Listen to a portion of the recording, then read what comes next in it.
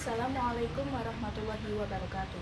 Perkenalkan, nama saya Lia Esa Putri Kurniawati, NIM 2119074. Di sini saya akan menjelaskan tujuan pendidikan yang berisikan masyarakat sejahtera dan religius.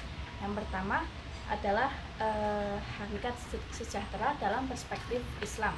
Nah, dalam perspektif Islam, sejahtera itu ketika seseorang bisa menerima keadaan dirinya dengan ikhlas dan mampu membentuk hubungan baik terhadap orang lain. Nah, itu yang bisa dikatakan sejahtera dalam Islam. Terus yang dalam ayat Al-Quran itu juga terdapat ayat yang berbunyi Al-Falahah dan Rohodan. Al-Falahah itu sendiri artinya kebaikan itu bukan hanya di dunia saja, tetapi juga di akhirat. Terus kalau Rohodan artinya kebaikan yang kita gemari. Nah, untuk mencapai Al-Falahah ini ada unsur-unsur yang perlu diterapkan dalam kehidupan bermasyarakat, yaitu seperti mengajak kebaikan, terus beramal soleh, bertakwa, dan masih banyak lagi. Terus hakikat religius sendiri. Nah, hakikat religius sendiri itu berasal dari kata bahasa Inggris, yaitu religion, yang artinya agama. Nah, maksudnya itu adalah perilaku kita sebagai manusia itu sesuai dengan agama yang kita anut. Jadi ketika kita beragama Islam, ya kita berperilaku sesuai dengan ajaran kita itu.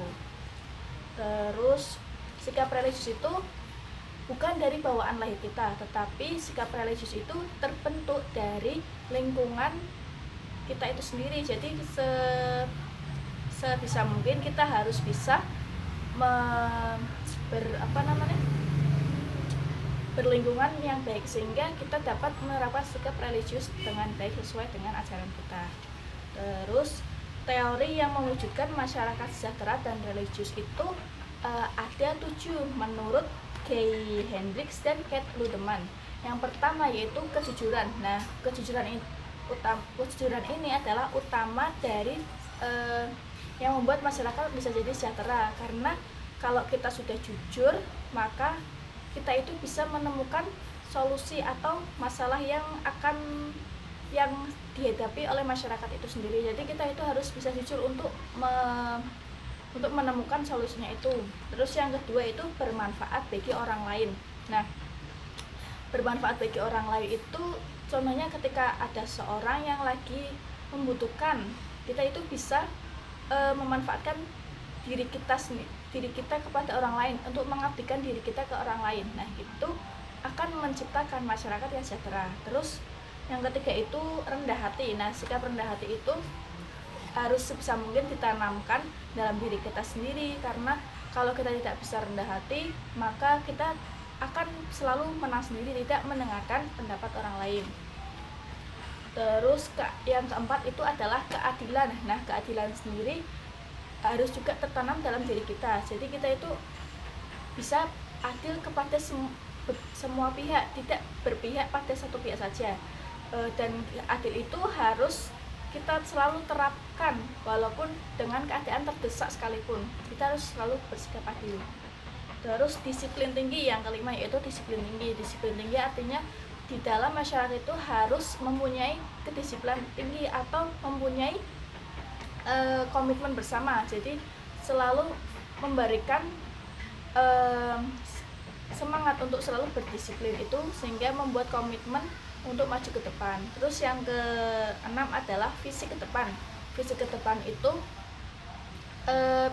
setiap masyarakat harus mempunyai tujuan ke depannya itu untuk memajukan masyarakat agar sejahtera. Contohnya kita bisa memotivasinya dengan sesuai dengan tujuannya mereka itu sendiri untuk menciptakan sejahtera. Terus yang terakhir adalah keseimbangan. Keseimbangan sendiri itu maksudnya kita itu harus bisa seimbang dalam berperilaku religius. Contohnya ketika kita bersikap religius itu jangan saat ritual agama saja, tetapi di luar ritual agama kita juga harus menerapkan sikap religius itu. Terus poin ketiga adalah dalil berusaha merubah keadaan atau nasib supaya lebih baik.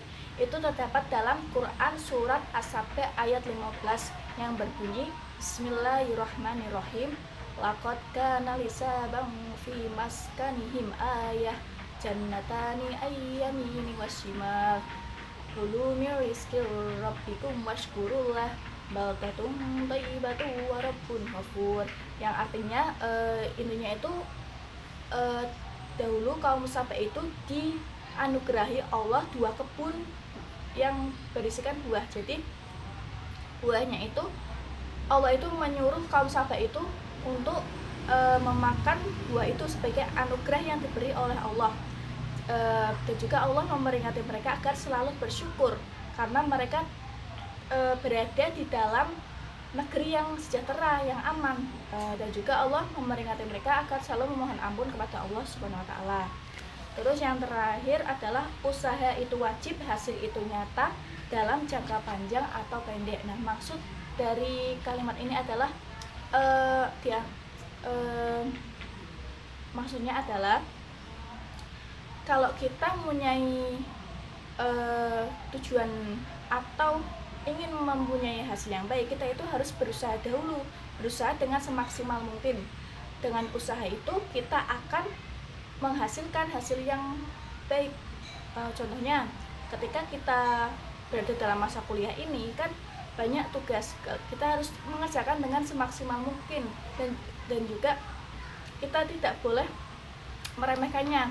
Jadi kita harus belajar, kita harus mengerjakan tugas dengan tepat waktu, dengan teliti, dan itu akan membuahkan hasil yang semaksimal sesuai dengan kita usahakan sebelumnya itu.